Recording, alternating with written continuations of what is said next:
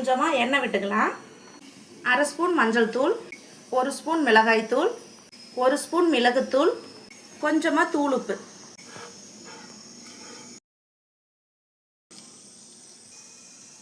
இந்த மசாலாவில் வணக்கிக்கலாம். விடலாம்.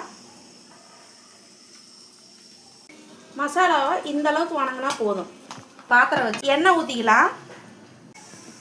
கடுகு 1 ஸ்பூன், சீரகம் 1 ஸ்பூன் பொரிஞ்சதும் 3 பெரிய வெங்காயம் கட் பண்ணி வச்சிருக்கேன். 3 பச்சை மிளகாய் நீல வகை. இந்த வெங்காயம் நல்லா ப்ரௌன் கலரில் நல்லா இந்த மாதிரி ப்ரௌன் கலரில் ஆனதுக்கப்புறம் 1 ஸ்பூன் இஞ்சி பூண்டு பேஸ்ட்டு, 2 தக்காளி அரைச்சதுங்க,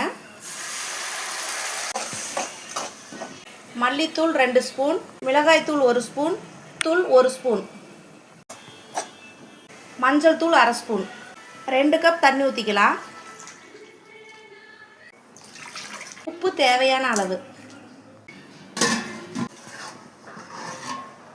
பச்சை வாசம் போய் இந்த மாதிரி எண்ணெய் பிரிஞ்சு வந்துருச்சு. இப்போ முட்டையை சேர்த்துக்கலாம்.